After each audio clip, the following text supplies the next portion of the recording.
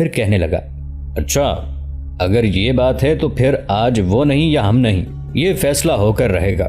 اس کے بعد اس نے اپنے لشکر کے پیچھے ان مخبروں کو آرام کرنے کا مشورہ دیا۔ ساتھ ہی کچھ دیر تک وہ بڑے رازدارانہ انداز میں حسام الدین اور شرف الدین کے ساتھ مشورہ کرتا رہا۔ کچھ دیر ایسی ہی صورتحال رہی، پھر لشکر کا ایک حصہ منصور بن احمد نے کوہستانی سلسلے کی بڑی بڑی چٹانوں اور پتھروں کے پیچھے تیر اندازوں کو لیس کر کے گھات میں بٹھا دیا تھا۔ شہر کے قریب وہ رک گیا۔ جو صورتحال سامنے آئی تھی اس سے اربل کے حاکم ابن سلیہ کو آگاہ کیا اور اسے یہ بھی ہدایت کر دی کہ وہ شہر کے اندر جس قدر لشکر ہے اسے چوکس کر دے اور سارے لشکر کو شہر کی حفاظت کے لیے شہر پناہ پر مقرر کر دے۔ ایسا کرنے کے بعد منصور بن احمد نے ایک بار پھر اپنے لشکر کو آگے بڑھایا۔ سامنے کی طرف سے ہلاکو خان کا مقدمۃ الجیش نمودار ہوا تھا۔ اسے دیکھتے ہی منصور بن احمد، شرف الدین اور حسام الدین نے موت کی بھیانک صداؤں اور فطرت کے جلال کی سی تکبیریں بلند کی۔ اس کے بعد منصور بن احمد اپنے پورے لشکر کے ساتھ ہلاکو خان کے ہراول لشکر پر حملہ آور ہو گیا۔ جوابی کارروائی کرتے ہوئے منگول بھی منصور کے لشکر پر حملہ آور ہو گئے۔ بڑے بڑے تیغ زن، بڑے بڑے سورما اور بڑے بڑے نامور منگول جو اپنے آپ کو ناقابل تسخیر خیال کرتے تھے، میدان جنگ میں بے حصار، بے سپر، بے دفاع، بے سنان ہونا شروع ہو گئے تھے۔ رزمگاہ کے اندر روحوں کی بازیگری، وحشی ترنگ، تعصب کی دہکتی آگ اور درد کی حکایتیں چار سو ناچ اٹھی تھی۔ منگولوں نے اپنی طرف سے پوری کوشش کی کہ مسلمانوں کے اس لشکر کو شکست دے کر بری طرح کاٹ کر رکھ دیں، لیکن الٹا منصور بن احمد نے اپنے لشکر کے ساتھ ان کا قتل عام شروع کر دیا تھا۔ کچھ دیر تک ایسا ہی سما رہا، یہاں تک کہ اربل شہر کے نواح میں ان گنت منگول موت کی گہری نیند سلا دیے گئے۔ چاروں طرف ان کی لاشیں بکھری دکھائی دینے لگی تھی۔ منگولوں کے سالاروں نے جب یہ دیکھا کہ اب بات ان کے بس کی نہیں رہی اور مسلمان اب پوری طرح ان کا قتل عام شروع کر چکے ہیں اور یہ کہ ان کے لشکر کی تعداد بڑی تیزی سے کم ہو رہی ہے، تب شکست قبول کرتے ہوئے وہ بھاگ کھڑے ہوئے۔ منصور بن احمد نے اپنے پورے لشکر کے ساتھ انتہائی ہولناک اور کرب خیز انداز میں ان کا تعاقب کرتے ہوئے ان کی تعداد کو مزید کم کیا اور بہت کم منگولوں کو اپنی جانیں بچا کر ہلاکو خان کی طرف جانے کا موقع ملا۔ اس طرح منصور بن احمد نے ایک طرح سے ہلاکو خان کے اس مقدمۃ الجیش کا خاتمہ کر کے رکھ دیا تھا۔ ہلاکو خان کے مقدمۃ الجیش کا خاتمہ کرنے کے بعد منصور بن احمد بڑی تیزی سے حرکت میں آیا اور واپس اسی کوہستانی سلسلے کی طرف گیا جہاں اس کے لشکر کا پڑاؤ تھا۔ جاتے ہی اس نے پڑاؤ اٹھانے کا حکم دیا۔ آن کی آن میں خیمے اکھاڑ دیے گئے اور خیموں کو کوہستانی سلسلے کے اوپر بڑی بڑی چٹانوں کے پیچھے ڈھیر کر دیا گیا۔ خیموں کے اندر کھانے پینے کا جس قدر سامان تھا وہ بھی کوہستانی سلسلے کے اوپر چڑھا دیا گیا۔ فالتو گھوڑوں، بار برداری کے جانوروں کو بھی اوپر لے جایا گیا اور بڑی بڑی چٹانوں اور پتھروں کے پیچھے ان گنت تیر انداز بٹھا کر ان کے پاس تیروں کے ڈھیر لگا دیے گئے تھے۔ اس طرح گویا منصور بن احمد نے ہلاکو خان کے ساتھ ایک طویل کھیل کھیلنے کی منصوبہ بندی کر لی تھی۔ دوسری طرف ہلاکو خان کا مقدمۃ الجیش جب شکست اٹھا کر واپس ہلاکو خان کے پاس پہنچا، ہلاکو خان کے غصے اور اس کے غضب کی کوئی انتہا نہ تھی۔ اس نے مقدمۃ الجیش کے دونوں سالاروں کو بلایا، پہلے جواب طلب کرنے کے انداز میں ان کی طرف دیکھا۔ اس کے اس دیکھنے کا انداز ایسا تھا جیسے وہ فوراً اپنی تلوار بے نیام کرے گا اور اپنے ان دونوں سالاروں کی گردن کاٹ کے رکھ دے گا، لیکن اس نے ایسا نہیں کیا۔ پھر وہ کھولتے لہجے میں دونوں کو مخاطب کر کے کہنے لگا، تمہاری حالت سے لگتا ہے کہ تم دونوں بدترین شکست اٹھا کر آئے ہو۔ کیا تم بتا سکتے ہو کہ تمہاری شکست کی وجہ کیا ہے اور تمہیں شکست دینے والا کون ہے؟ ہلاکو خان کے اس سوال کے جواب میں اس کے دونوں بڑے سالاروں میں سے ایک بولا اور کہنے لگا، خاقان، یہ مسلمانوں کا وہی سالار ہے جس کا نام منصور بن احمد ہے۔ اس کے ساتھ اس کے دو نائب بھی ہیں جن کے نام شرف الدین کردی اور حسام الدین جوکندار ہیں۔ حسام الدین ترک ہے، شرف الدین کرد ہے۔ یہ وہی ہیں جو اپنے بچے کچھ لشکر کو لے کر فتح الدین کی موت کے بعد بغداد سے بھاگنے میں کامیاب ہوئے تھے۔ یہ منصور بن احمد ہے۔ جب بغداد سے آپ نے اس کے تعاقب میں ایک لشکر بھیجا تھا تو اس لشکر کو پوری طرح اس منصور بن احمد نے موت کے گھاٹ اتار دیا تھا، اور یہ وہی منصور بن احمد ہے جس نے میاں فارقین شہر کے نواح میں ہمارے پڑاؤ پر حملہ آور ہو کر پڑاؤ میں جس قدر ہمارے لشکری تھے سب کو موت کے گھاٹ اتار دیا تھا۔ پڑاؤ سے اپنی ضروریات کی ہر چیز کو نکال لیا اور ہمارے پڑاؤ کو آگ لگاتا چلا گیا۔ آج بھی اس نے ہمارے ساتھ عجیب کھیل کھیلا ہے۔ خاقان، وہ بڑا خونخوار سالار ہے اور جب حملہ آور ہوتا ہے تو اپنی جان کی پرواہ نہیں کرتا، اپنے لشکریوں کے آگے رہتا ہے، خود ناقابل برداشت ضربیں لگانے کے ساتھ ساتھ اپنے لشکریوں کو للکارتے ہوئے ان کا حوصلہ بھی بڑھاتا رہتا ہے۔ یہ ساری گفتگو سننے کے بعد ہلاکو خان کی حالت عجیب ہو گئی تھی۔ چہرہ غصے سے سرخ ہو چکا تھا، جیسے یہ ساری گفتگو اس کے لیے ناقابل برداشت تھی۔ کچھ دیر تک گمسم کھڑا رہا۔ اس موقع پر اس کی بیوی دوقوزہ بھی اس کے پاس آئی اور پھر وہ ہلاکو خان کو مخاطب کر کے کہنے لگی، کیا یہ وہی منصور بن احمد نہیں جس کے لشکری یا وہ خود میری بہن سیمر کو اٹھا کے لے گئے تھے اور ابھی تک اس کا کچھ پتہ نہیں چلا؟ جواب میں ہلاکو خان بڑی بیزاری اور غصے میں کہنے لگا، صرف سیمر ہی نہیں، اس کے ساتھ کیتھرائن کو بھی اٹھا کر لے جایا گیا ہے۔ کیتھرائن کی وجہ سے اس کا بھائی ختلان جو اس وقت ایک لشکر میں ہمارے ساتھ شمال میں ہے، وہ بھی بڑا پریشان اور فکر مند ہے۔ اسی کے کہنے پر میں نے کچھ آدمی فرا تاتار کی طرف روانہ کیے تھے اور ان سے سیمر اور کیتھرائن کو طلب کیا تھا، لیکن انہوں نے صاف انکار کر دیا ہے کہ ان میں سے کوئی بھی سیمر یا کیتھرائن کو اٹھا کر نہیں لے گیا۔ یہاں تک کہنے کے بعد ہلاکو رکا، پھر اپنی بیوی دوقوزہ کی طرف دیکھتے ہوئے کہنے لگا، اگر انہوں نے لڑکیوں کو ہی اٹھانا ہوتا تو میرا دل کہتا ہے وہ صرف کیتھرائن اور سیمر کو ہی نہیں بلکہ میرے لشکر میں جس قدر لڑکیاں تھیں سب کو اٹھا کر لے جاتے۔ صرف سیمر اور کیتھرائن کو ساتھ لے جانے کی کوئی وجہ نہیں بنتی۔ اور پھر میں تم پر یہ بھی انکشاف کروں کہ مسلمان عورت کا بڑا احترام اور بڑی عزت کرتے ہیں۔ بہرحال کیتھرائن اور سیمر کا ہمارے پڑاؤ سے غائب ہونا ایک بہت بڑا حادثہ ہے اور ان دونوں کو ہمیں تلاش کرنا ہوگا۔ ساتھ ہی پچھلی منزل پر یہ خبر بھی پہنچ چکی ہے کہ کیتھرائن کی گمشدگی کی اطلاع اس کے باپ اور آرمینیا کے بادشاہ شون کو ہو چکی ہے، اور اس تک یہ خبر بھی پہنچ چکی ہے کہ کیتھرائن اور تمہاری بہن سمیر کو اس وقت غائب کیا گیا جس وقت کوہستان قیچاق میں قیام کرنے والے فرا تاتار ہمارے پڑاؤ پر حملہ آور ہوئے تھے۔ لہٰذا میرے مخبروں نے ہمیں یہ بھی اطلاع دی ہے کہ آرمینیا کا بادشاہ ہیشون ایک بہت بڑا لشکر جرار تیار کر رہا ہے اور اس لشکر کے ساتھ وہ فرا تاتار قبائل پر حملہ آور ہوگا اور ان سے اپنی بیٹی کو حاصل کرنے کی کوشش کرے گا۔ یہاں تک کہنے کے بعد ہلاکو خان رکا، پھر اپنے دونوں شکست خوردہ سالاروں کو پاس بلایا اور بڑی رازداری میں انہیں مخاطب کر کے کہنے لگا، مسلمانوں کا سپہ سالار جس کا نام تم منصور بن احمد بتاتے ہو، پہلے یہ بتاؤ کہ بغداد میں اس کی حیثیت کیا تھی؟ اس پر ایک سالار بولا اور کہنے لگا، وہ بغداد کے لشکریوں کا نائب سالار اعلیٰ تھا۔ اس انکشاف پر ہلاکو چونکا تھا، پھر اس نے دوسرا سوال کیا، تم دونوں کو شکست دینے اور میری طرف مار بگانے کے بعد وہ کدھر گیا؟ اس پر ایک سالار بولا اور کہنے لگا، ہم پر حملہ آور ہونے کے لیے وہ اربل کے کوہستانی سلسلوں کی طرف سے آیا تھا اور ادھر ہی واپس چلا گیا تھا۔ اس جواب پر ہلاکو خان کچھ دیر تک سوچتا رہا، پھر کہنے لگا،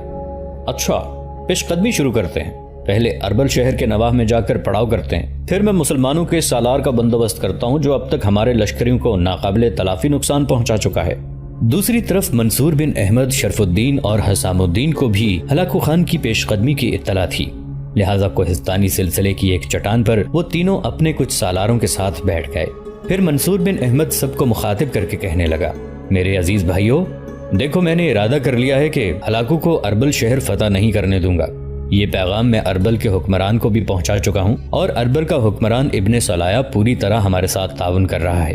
اب جو قدم میں نے اٹھانا ہے وہ غور سے سنو۔ میں نے اپنے مخبروں کو آگے بھجوا دیا ہے، وہ ہلاکو خان کے لشکر کی پیش قدمی کی اطلاع دیں گے۔ ہلاکو خان جس وقت اربل شہر کے نواح میں پڑاؤ کر رہا ہوگا اس وقت ہم نے اس کے لشکر پر حملہ آور ہونا ہے۔ دیکھو میرے بھائیو، لشکر 4 حصوں میں تقسیم ہوگا، ایک حصہ میرے پاس، دوسرا شرف الدین، تیسرا حسام الدین اور چوتھا اپنے کسی دوسرے سالار کی کمانداری میں دیا جائے گا۔ یہاں سے ہم اس وقت کوچ کریں گے جس وقت ہمارے مخبر اطلاع دیں گے کہ ہلاکو خان اربل شہر کے نواح میں پہنچ کر پڑاؤ کرنے والا ہے، لہٰذا لشکر کو 2 حصوں میں تقسیم کرنے کے بعد ہم ہلاکو خان کے لشکر کی طرف جائیں گے۔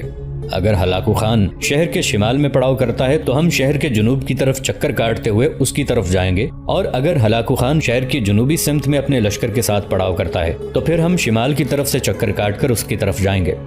جس وقت ہلاکو خان کے لشکری پڑاؤ قائم کرنے میں بری طرح مصروف ہوں گے تب ایک طرف سے میں ضرب لگاؤں گا اور دوسری طرف سے حسام الدین اور شرف الدین دونوں ہلاکو خان کے لشکر پر ٹوٹ پڑیں گے۔ کچھ دیر تک جم کر مقابلہ کیا جائے گا، کوشش یہ کی جائے گی کہ زیادہ سے زیادہ منگولوں کو موت کے گھاٹ اتارا جائے، پڑاؤ سے کوئی چیز حاصل نہیں کی جائے گی، اس طرح وہ چیزیں ہمارے لیے بوجھ بن جائیں گی اور ہماری کارکردگی کی رفتار سست پڑ جائے گی۔ دشمن کے لشکر پر اس وقت تک ہم نے ضربیں لگانی ہیں اور اس وقت تک ہم نے ان کا قتل عام کرنا ہے جب تک میں تکبیریں بلند نہ کروں۔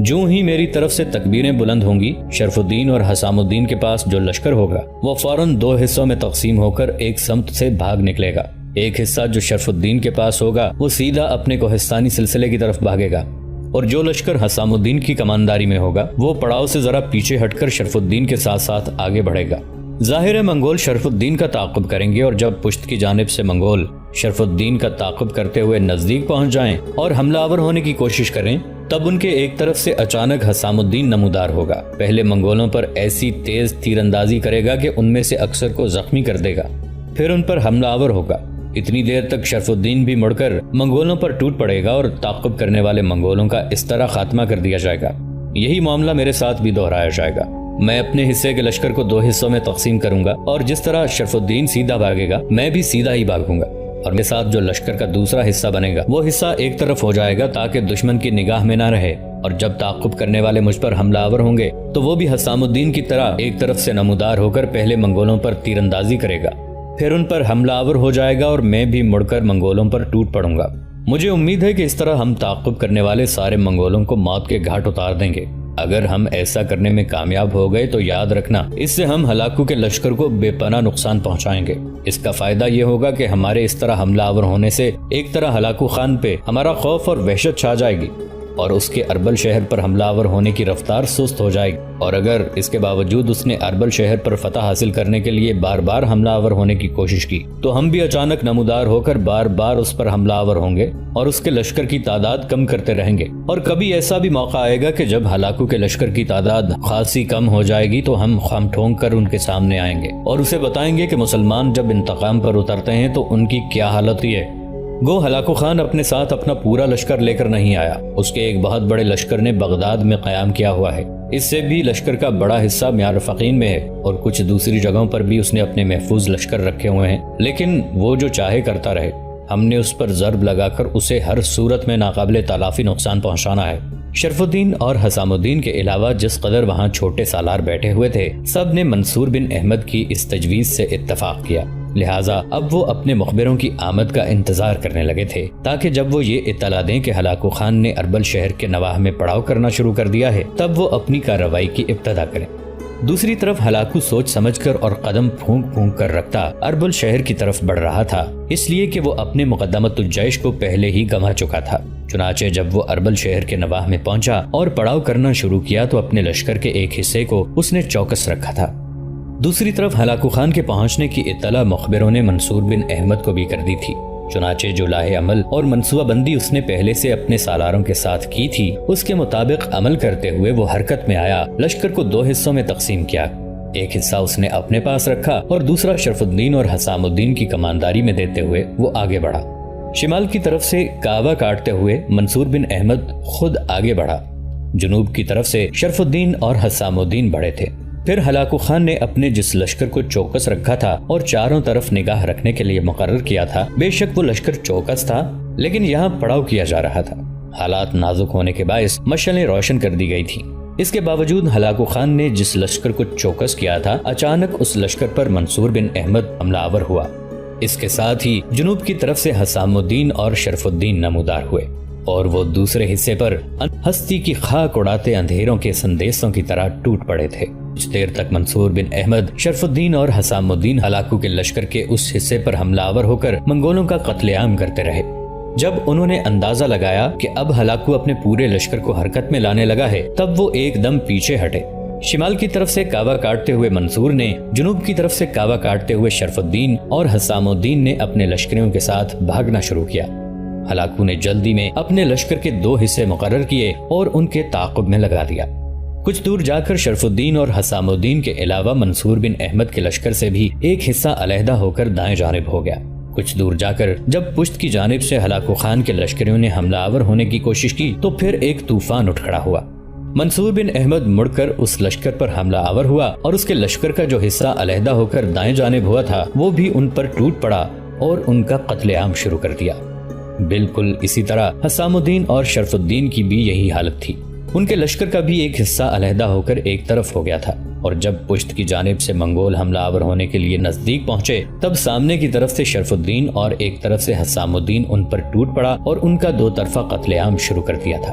اس طرح ہلاکو خان نے ان کے تعاقب میں جو 2 لشکر مقرر کیے تھے ان کی کافی تعداد کو انہوں نے موت کے گھاٹ اتار دیا اور باقی شکست قبول کرتے ہوئے اپنے پڑاؤ کی طرف بھاگ گئے۔ منصور بن احمد، شرف الدین اور حسام الدین اپنے لشکر کو لے کر اپنے کوہستانی سلسلے کی طرف چلے گئے تھے۔ ہلاکو خان کو اپنے دونوں لشکروں کے نقصان کا بے حد دکھ اور غم تھا، چنانچہ اگلے روز وہ اس کوہستانی سلسلے کی طرف بڑھا جس میں منصور بن احمد نے اپنے لشکر کے ساتھ گھات لگا رکھی تھی۔ جب وہ کوہستانی سلسلے کے قریب گیا تو وہاں کچھ بھی نہ تھا۔ منصور بن احمد شرف الدین اور حسام الدین نے ہر چیز کو چٹانوں کے پیچھے چھپا رکھا تھا، اور جو لشکر کے اندر خوراک کے لیے استعمال ہونے والے اور بار برداری کے جانور تھے انہیں وہ کوہستانی سلسلے کی دوسری جانب لے گئے تھے، اور اس طرف گھوڑوں کو بھی لے جایا گیا۔ چنانچہ جو ہی ہلاکو خان اس کوہستانی سلسلے کے قریب گیا، اس کوہستانی سلسلے کے درمیانی حصے کے علاوہ دائیں بائیں طرف سے ان پر ایسی تیز اور موسلادھار تیر اندازی کی گئی کہ ہلاکو خان کے انگنت لشکری چھد کر اپنے گھوڑوں سے گر کر موت کی نیند سو گئے۔ ہلاکو خان نے اس حالت کو اپنے لیے انتہائی خطرناک سمجھا، لہٰذا مرنے والوں کو وہیں چھوڑ کر وہ پیچھے ہٹ گیا اور اپنے پڑاؤ میں چلا گیا۔ اس دوران منصور بن احمد کے لشکری کوہستانی سلسلے سے نیچے اترے اور مرنے والے منگولوں کے گھوڑوں کو پکڑ کر لے گئے۔ یوں ہلاکو خان کے ساتھ چند دن تک منصور بن احمد، شرف الدین اور حسام الدین شب خون اور اچانک حملہ آور ہونے کا کھیل کھیلتے رہے، اور مورخین وضاحت اور تفصیل کے ساتھ لکھتے ہیں کہ ہلاکو اربل شہر پر قبضہ نہ کر سکا اور وہاں سے واپس چلا گیا۔ کیتھرین اور سمر کی تعلیم و تربیت پر جو مبلغ مقرر تھا، ایک روز جب وہ دونوں کے پاس آیا، دونوں نے اپنی جگہ سے اٹھ کر اس کا استقبال کیا، پھر دونوں اس کے سامنے بیٹھ گئیں۔ اس موقع کیتھرین بولی اور اس مبلغ کو مخاطب کر کے کہنے لگی، میرے محترم، آپ ہمیں اسلام کے متعلق بہت کچھ بتا چکے ہیں، آپ نے ہمیں قرآن پڑھنا سکھایا، اس کے علاوہ عقائد باطلہ کی تردید، کفر کا رد، عقیدہ تسلیت کا رد، عقیدہ ابنیت کا رد، عقیدہ سنویت کا رد، روح اور مادے کی ابدیت کا رد، اس کے علاوہ بھی آپ نے بہت کچھ پڑھایا اور سکھایا ہے۔ آپ نے ہمیں اللہ پر ایمان، وحی الہی پر شہادت، ملائکہ پر ایمان، قیامت کے دن پر ایمان، تقدیر پر ایمان، روزے کے اوقات، روزے کے احکامات، فلسفہ، روزہ، زکوٰۃ کا معاشرتی نظام، زکوٰۃ کے اجتماعی فوائد، نظام کے آداب اور شرائط، نماز کی حقیقت اور اہمیت، فلسفہ نماز، اس کے علاوہ ہمیں بہت کچھ پڑھایا، سکھایا اور سمجھایا۔ کیا ایسا ممکن نہیں ہے کہ آج ہمیں آپ اسلام اور عیسائیت میں جو نمایاں فرق ہے اس کے متعلق کچھ سمجھائیں، تاکہ ہم اپنی مرضی اور اپنی سمجھ کے مطابق کوئی ایک راستہ اپنانے میں کامیاب ہو جائیں؟ یہاں تک کہنے کے بعد کیتھرین جب خاموش ہوئی تو تھوڑی دیر تک وہ مبلغ ہلکے ہلکے تبسم میں اس کی طرف دیکھ رہا، پھر کہنے لگا، میری بچی، اسلام اور مسیحیت میں بہت فرق ہے، جو چند باتیں میں جانتا ہوں وہ تمہیں بتاتا ہوں، آگے فیصلہ کرنا تم دونوں بہنوں کا کام ہے، اس لیے کہ اسلام میں جبر نہیں ہے۔ اگر تم اپنی مرضی سے اسلام قبول کرو گی تو ساری مسلمان تمہیں خوش آمدید کہیں گے۔ میری بچیوں، مسیحیت تسلیت کی قائل ہے، عیسائیت میں باپ، بیٹا، روح قدس کو جانا جاتا ہے، یعنی خدائی 3 اکنوم سے مرکب ہے، ہر اکنوم الگ الگ خدائی صفات کی مالک ہے۔ یہ وہ بنیادی عقیدہ ہے جس پر عیسائیت کی عمارت قائم ہے۔